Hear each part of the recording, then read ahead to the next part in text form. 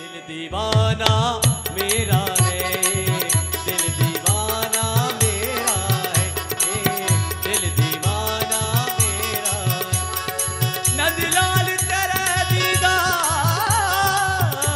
बिना इस दिल में हुआ अंधेरे। तू मेरा है, तू मेरा है, तू मेरा है, तू मेरा है, तू मेरा है, तू मेरा। ओ तेरी सूरत पे जाऊं बलिहारे, तेरी सूरत पे जाऊं बलिहारी, ओ तेरी अखियां बड़ी है कजरारे, तेरी अखियां बड़ी कजरारी। ओ श्री राधा राधा राधा जय राधा राधा राधा श्री राधा श्री श्री राधे श्यामा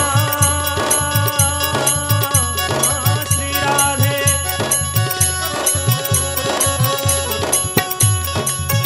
श्री राधे ब्रजभानुजा भगतन प्राण आधार वृंदा विपिन विहारिणी प्रणवो बारंबार प्रणवो बारंबार, प्रणवो बारंबार। जैसा तैसा राम रो, जैसा तैसा राम रो कृष्ण प्रिया सुख धाम। चरण शरण निज दीजिए सुंदर सुखद लला। सुंदर सुखद लला। निरख निरख प्यारी राधे को, निरख निरख प्यारी राधे को, निरख निरख प्यारी राधे को, प्यारी राधे को अनंत कहूँ न करे। बिहारी तेरे, बिहारी तेरे, बिहारी तेरे नैना रूप भरे, बिहारी तेरे नैना रूप भरे, बिहारी तेरे नैना रूप भरे, बिहारी तेरे नैना रूप भरे। बिहारी तेरे नैना रूप भरे। उन्हें जो ज्योतिष विद्या बतावे तो ठाकुर जी जोगन बन के आए। गोपी सभी जो सखी बोली के प्रियाजू एक जोगन आई है और सभी किशोरी जी के पास ठाकुर जी को ले गई। जोगन वेशधारी ठाकुर जी जैसे ही प्रियाजू को हाथ देख रहे हैं तो प्रियाजू को पता चल गई कि ये तो ठाकुर जी हैं। और फिर ठाकुर जी को वहाँ से अपनो स्वरूप जो जोगन को स्वरूप हो वो त्यागनो पड़ो।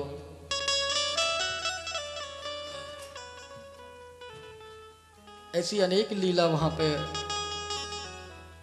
ठाकुर जी और किशोरी जी की हुई। और सांकरी घोर में जो कल आपको दान लीला हमने सुनाई, वहीं पे ठाकुर जी ने जब गोपिन की मटकी फोड़ी तो सभी गोपिन ने ठाकुर जी पकड़ लिए और ठाकुर जी को पकड़ के वहां पीलू के वृक्ष से उनकी चोटियां बांध दी। आज भी वो वृक्ष है वहां पे, आज भी वही लीला वहां पे होती है। जब ठाकुर जी मटकी फोड़ देवे गोपीन की तो गोपी उनको वहां पे उनकी चुटिया बांध दे और फिर ठाकुर जी के गाल पे गुलचाओं की मार लगाती हैं गोपी। देखो जब हमारे यहाँ हम किशोरी जी के महल में सेवा करते हैं तो वहाँ पे किशोरी जी तो हमारी इतनी भौरी है कि वो बड़े आराम से श्रृंगार अपनों करा लें, लेकिन ठाकुर जी बहुत जब परेशान करे पुजारी को, कभी पाग को बंधवावे में बड़ी परेशानी करें पुजारी इधर से पाक को कसे तो इधर से खुल जाए, इधर से कसे तो इधर से खुल जाए। कभी मोर पंख पुजारी अगर लगा दे तो वो मोर पंख गिर जाए। और जब पुजारी बहुत परेशान है जाए तो वो पुजारी फिर ठाकुर जी के गालन पे गुलचान की माल लगावे। तो टेढ़ो ठाकुर जब जाके माने, जब ठाकुर पुजारी को थोड़ो। ऐसे ही गोपीन की मटकी फोड़ी तो गोपीन ने भी ठाकुर जी पकड़ लिए और पकड़ के पीलू के वृक्ष से चुटिया बांध दी। और चुटिया जब बंध गई, इधर उधर जावे के कम रहे नहीं, तब गोपीन ने ठाकुर जी के गालन पे मार लगाई। ऐसे ही अनेक लीला बरसाने के आसपास हुई है। तो हम एक एक करके राधा रानी की सखियों के गांव में चलेंगे। किशोरी जी की सभी सखियों के गांव में दर्शन करेंगे। सबसे पहले राधा रानी की सखियन के बारे में जान लें। राधा रानी की प्रमुख सखी जो हैं वो 8 हैं। 8 सखियों में सबसे प्रमुख जो सखी हैं वो ललिता विशाखा हैं। ललिता सखी ऊंचे गांव की है, जो बरसाने से 1 किलोमीटर ही दूर है। और विशाखा सखी जो है वो कमई की है। ऊंचे गांव से आगे सुदेवी सखी को गांव है सुनहरा। इधर कल आपको बताई परिक्रमा में ही पड़े चित्रा सखी को गांव चिकसोली। चित्रा सखी के गांव से आगे है ढभारो गांव, वो वहाँ तुंग विद्या देवी को बड़ा सुंदर मंदिर है। और तुंग विद्या देवी के गांव से आगे है राकोली गांव, वो रंग देवी को मंदिर है वहाँ पे। इंदुलेखा देवी, उनको गांव आजनोक है, जो बरसाने से 2-3 किलोमीटर आगे छाता वाले रोड पे पड़े। वहाँ भी बड़ी दिव्य लीला है, बड़ी सुंदर दर्शन है ठाकुर जी के। और विशाखा सखी के गांव के पास ही चंपकलता देवी को गांव है, करहलावा को नाम है। ये 8 सखी, इन सबको जन्म राधा रानी के जन्म के आसपास ही, ये तब सब तभी प्रकट भई जब किशोरी जी प्रकट भई। ललिता जी को जन्म तो किशोरी जी के जन्म से 2 दिन पहले ही मनाया जाए ललिता छठ। तो ललिता जी के गांव चलते हैं और ऊंचे गांव के दर्शन करते हैं सभी। बरसाने से जब हम मंदिर की सीढ़ियों से नीचे उतर के आते हैं, तो जहां आप अपनी गाड़ी खड़ी करते हो, पार्क करते हो, वहीं से सीधा रोड गया है ऊंचे गांव के लिए। बहुत भगत राधा रानी के, बहुत। लेकिन बरसाने में वास्तव में कोई व्यवस्था थी नहीं। तो ठाकुर जी के लिए, राधा रानी के लिए जो फल वगैरह ये प्रसाद के लिए लावे, फूल लेके आवे, तो सारे इनको वृंदावन से लाने पड़े।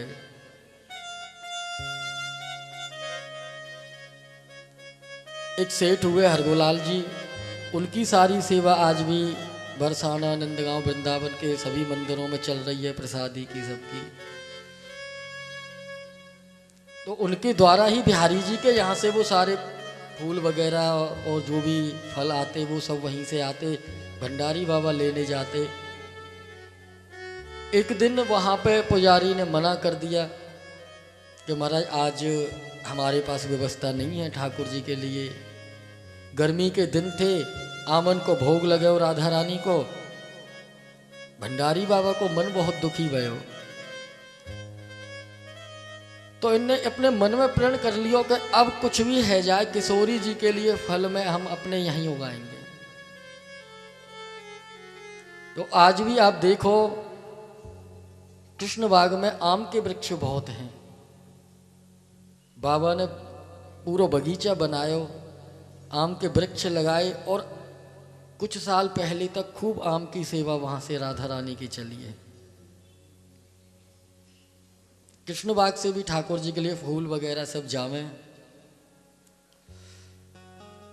वहाँ से आगे जब आप चलोगे तो ऊंचे गांव की ओर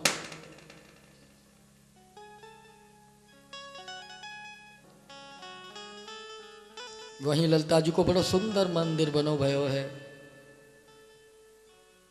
रघु ललिता आटा भी बोले, 40-50 सीढ़ियां चढ़ के जब आप ऊपर पहुंचोगे तो बड़े सुंदर दर्शन आपको ललिता जी के मिलेंगे। वहां ललिता विशाखा दोनों सखी ठाकुर जी युगल सरकार के संग विराजमान है। वहीं सखीगिर पर्वत है और सखीगिर पर्वत पे ठाकुर जी, किशोरी जी और सखीन की बाल लीला के बड़े सुंदर दर्शन हैं। ऊंचे गांव में बहुत लीला ठाकुर जी की भई, जरूर बाकी दर्शन सबको करने चाहिए। जब आप वहां पहुंचोगे तो वहां पर एक बड़ी सुंदर फिसलनी सिला है, वह को नाम है फिसलनी सिला। तो वह ठाकुर जी, राधा रानी, सभी सखी छोटे छोटे बाल स्वरूप में जब वहाँ जावे तो वहाँ पे वो सब लीला करे और फिसले वहाँ पे, तो वह को नाम फिसलनी सिला पड़ गए। बड़े सुंदर दर्शन है वहाँ पे। और फिसलनी सिला के पास में ही बड़ी सुंदर एक सिला है, वह को नाम है चित्र विचित्र सिला। वह सखियों के द्वारा बनाए भये बड़े सुंदर सुंदर चित्र आज भी आप देख सको, वहां पे आज भी दर्शन कर सको, सभी सामने है। जैसे छोटे छोटे बालक हो ना, जब खेलें तो दीवारों पे कुछ बना दें, तो ऐसे ही जब वो ठाकुर जी, किशोरी जी, सारी गोपियाँ सखियाँ सब जब वहाँ खेलती तो कुछ ना कुछ लीला जरूर होती। तो ऐसे ही एक दिन की लीला में सब सखियों ने वहां पर चित्र बनाए और वो प्रत्यक्ष है, आज भी आप देख सकते हो जाके। बड़े सुंदर दर्शन है। वहीं नीचे देह कुंड है, उसकी बड़ी सुंदर कथा है। एक बार ठाकुर जी, किशोरी जी, सब सखी वहां पर स्नान के लिए गए तो वहां पर देखे एक वृद्ध ब्राह्मण और अपनी देह त्याग करने के लिए वहां कुंड पे बैठे हुए। ब्राह्मण को देख के किशोरी जी को दया आ गई। राधा रानी बोली, बाबा तुम यहाँ काय को बैठे हो? लाडली जी को सामने देख के ब्राह्मण बोलो, लाली तेरी जैसी ही मेरी एक सुंदर बेटी है। बहुत गरीब हूं, बाकी विवाह की बड़ी मोह चिंता है, वाको विवाह मोह करना है, लेकिन करूं क्या, मेरे पास तो धन है नहीं। अब कुछ है नहीं तो फिर मैं कैसे वाको विवाह करूंगा? लाडली जी को बड़ी दया आई और ठाकुर जी से बोली कि श्याम सुंदर कैसे भी करके या ब्राह्मण को कष्ट आपको दूर करना चाहिए। तो ठाकुर जी ने किशोरी जी के बराबर सोना तोल के उस ब्राह्मण को दिया। तब से वह स्थान को नाम देह कुंड पड़ गए। और कहते हैं कि अगर वहां पे कोई व्यक्ति वह कुंड के जल में खड़े है कि अगर थोड़ा बहुत भी अगर स्वर्ण को दान करे, सोने को दान करे, तो वह को बहुत बड़ो पुण्य प्राप्त हो। आज भी वृक्षौरासी को उस यात्रा में वो स्थान पड़े तो वहां पे सभी लोग स्नान जरूर करें। वहीं देह कुंड पे बैणी शंकर नाम के भोलेनाथ का बड़ा सुंदर मंदिर है। वहाँ सखी ने वो शंकर भगवान की स्थापना वहां करी। सखी ने बड़े सुंदर भोलेनाथ बनाए और आज भी बाकी दर्शन आप वहां कर सको जाएंगे। वहीं पर नारायण भट्ट जी के संग जब दाऊ भगवान खेले तो दाऊ भगवान जब नारायण भट्ट जी के संग खेलते तो नारायण भट्ट जी बोले महाराज आपके दर्शन सबको मिले, ऐसो मेरो मन है। तो बलदाऊ जी महाराज वहीं पर प्रकट है गए। ऊंचे गांव में बड़ो सुंदर मंदिर है दाऊ दादा को, वाके भी आप दर्शन कर सको जाके। और भी बड़े सुंदर तीर्थ हैं, छोटी छोटी लीला स्थली हैं ऊंचे गांव में। जब आप वहाँ से आगे चलोगे तो सुदेवी जी को गांव है सुनहरा, वहाँ गांव में प्रवेश करते ही सुदेवी जी को बड़ा सुंदर मंदिर है। और पास ही वहाँ कदम खंडी को स्थान है। कदम खंडी बड़ो दिव्य स्थान है, बहुत सुंदर। वहां पर कदम कदम के पेड़ लगे हुए, बहुत सुंदर। संत महात्मान की तपस्थली है वो, वहां जाके संत भजन करें। और नागा जी महाराज को वहां पे निवास रहे हो। नागा जी महाराज की बड़ी सुंदर कथा है, ऐसे कि आपने सुनी हो। एक बार नागा जी महाराज गांव से भिक्षा मांग के वहां से निकल के जा रहे, और वहीं वट वृक्ष में उनकी जटा उलझ गई।